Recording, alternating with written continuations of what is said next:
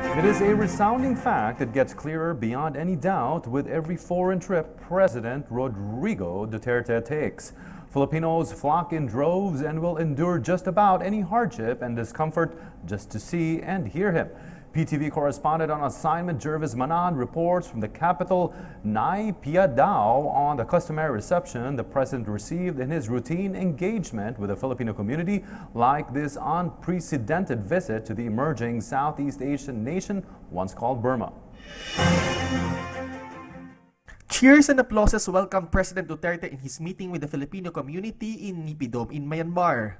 Pinoys were too excited that some of them took pictures with the president standee even before he arrived. Some carried banners and did the Duterte clenched fist pose. All of them traveled for 5 to 6 hours just to see the president. However, they say that the long travel was worth it because they got to see the country's top officials.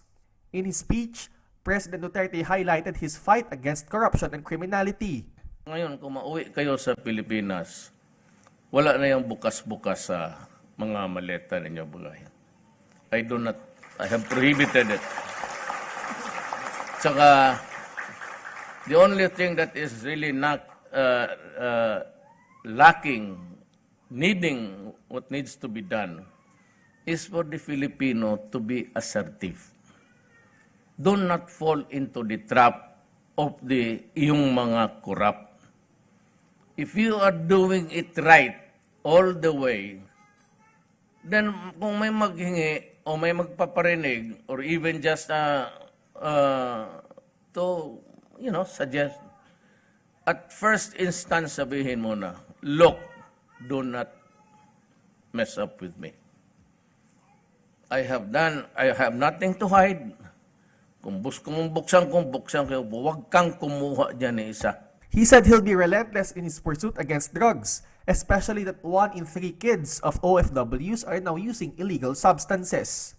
Pag binitawan ko ito, I would have consigned my country to the dogs and allow the next generation of Filipinos. Walang mamangyari sa bayan natin. Kaya kung sabihin nila makarapat dapat lang na mamatay, makulong ako o mamatay ako, okay lang. I will rot in jail for you, for the Filipino. May isa talaga sa atin magsakripisyo. Kung ako yan, pasensya.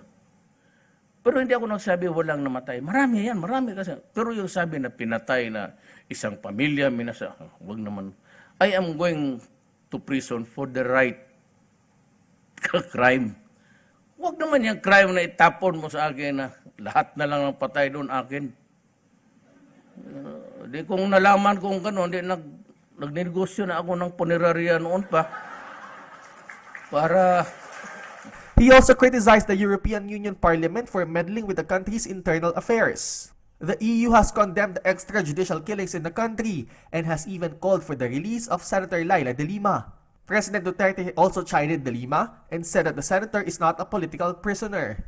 He said one of the greatest tragedies of the Philippines is having a former justice secretary running the drug trade. Meanwhile, President Duterte thanked Myanmar for the warm welcome. This is the first time the president visited Myanmar, and this is also his first out-of-the-country trip this 2017. Pinoys in Myanmar, meanwhile, gave their messages to the president. I have always been dreaming of getting in touch with him, but to be honest, not so much message, but I just want to tell him that I really appreciate the way he managed the job. Ipagpatuloy lang niya yung pinagalaban niya. Yung number 1, yung droga, yung corruption, yung criminality. Be strong, President Duterte. For the PTV News, Jervis Manahan, Naypyidaw, Myanmar.